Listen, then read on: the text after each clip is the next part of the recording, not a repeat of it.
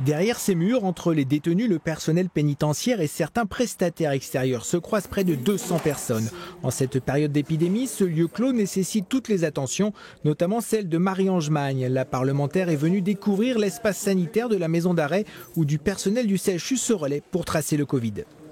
Tout entrant pour le détenu qui arrive en détention, il est mis 7 jours à l'isolement. Au bout de 7 jours, il est testé. Des mesures sanitaires efficaces. Depuis le 17 mars, seuls 3 cas positifs au quartier des femmes ont été recensés. Un soulagement pour le directeur qui craignait que les détenus n'acceptent pas les contraintes, comme l'interdiction de parloir lors du premier confinement. On se posait des questions sur une réticence de la part des détenus à porter le masque ou à accepter les dispositifs mis en place pour la lutte contre le coronavirus.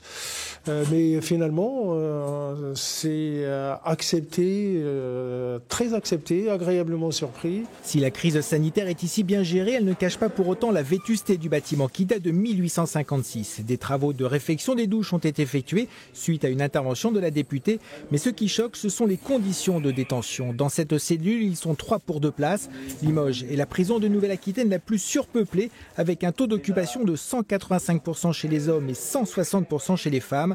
Alors le projet d'une nouvelle maison d'arrêt sur l'agglomération, un temps annoncé à Couzex puis annulé, est-il toujours d'actualité? Le gouvernement a annoncé 15 000 nouvelles places qui seraient créées à l'échelle nationale d'ici 2027. Limoges ne fait pas partie de ces places. Ceci étant dit, on a de nouvelles municipalités aujourd'hui qui avaient des projets de prison et ces nouvelles municipalités refusent ces projets-là. Donc on a des crédits budgétaires qui pourraient être alloués sur une prison à Limoges. On a présenté plusieurs sites possibles au ministère de la Justice qui sont actuellement en cours d'expertise. Et il y a urgence à construire un nouveau bâtiment. La France est régulièrement condamnée au niveau européen pour le mauvais état de son milieu carcéral.